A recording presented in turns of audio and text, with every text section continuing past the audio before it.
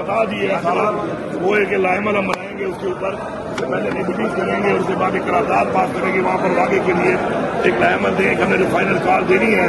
और ये जो अभी ये निज़ाम आहिस्ता आहिस्ता मज़ीद इज्तिमाई की तरफ से जा रहा है इस मुल्क को, उसमें हमारे जो मुतालबात है वो सामने लाएंगे, फिर आगे एक टाइम बनाकर फाइनल कॉल पूरे पाकिस्तान की देंगे, पूरे पाकिस्तान को बंद करेंगे, मार्च करेंगे जो कि फैसला कुन मार्च होगा। सर ये बताया आपने पीआईए की बोली दी है, लेकिन कहा जा रहा है कि आपके हेलीकॉप्टर भी जो यहाँ पर नहीं है, कितनी हकीकत है इसमें? मेरे पास तो हेलीकॉप्टर है माशाल्लाह, भाई इस वक्त का जो पोजीशन है वो ये है, पूरा पाकिस्तान जान ले। जो बड़ी बड़ी बातें कर रहे हैं ना टिकटॉकों पे, ये सारा दिन ये चैनलों को पैसे देकर अपने इश्तिहार चलवाते हैं परफॉर्मेंस के।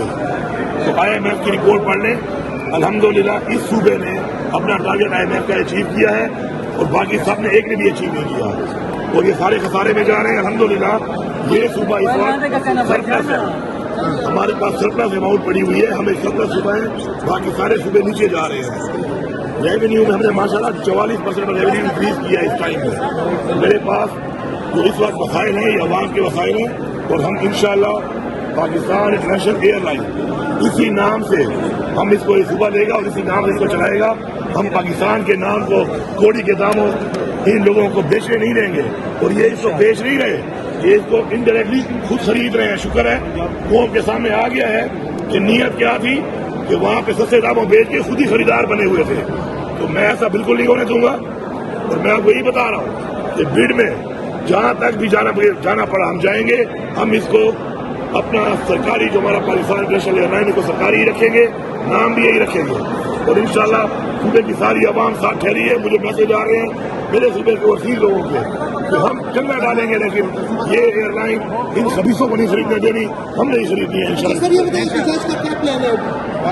सर ये पहले ही मैंने बता दिया था।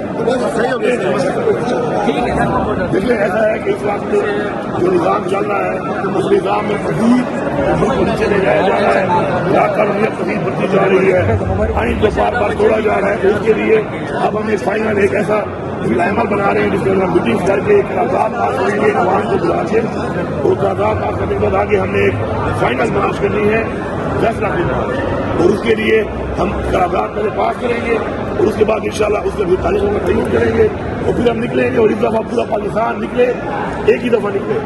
और जान छोड़ाओ यार, ये क्या है तरस तरस के इस तरह की जिंदगी का फायदा है कोई? नहीं इस मुल्क पे कानून बचा है, नहीं इस मुल्क पे कोई आइन बचा है, ना कानूनियत फस्ताई है। उसके बाद मुल्क को डुबोई जाए जा रहे हैं, मुल्क की मैशत का कबड़ा निकाल दिया है, रोजगार नहीं है, बिजली इतनी महंगी है लोग बिल नहीं दे सकते, बिजली मिल भी नहीं रही, गैस इतनी महंगी है ऊपर से मिल भी नहीं रही।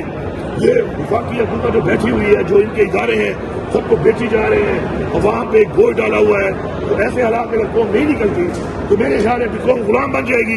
हम तो गुलाम नहीं है, हम तो आज़ादी के लिए, जी की आज़ादी के लिए इस कौम के लिए निकलेंगे, चाहे कुछ भी हो जाए। इस दफा सर पर कफन बांध के निकलेंगे।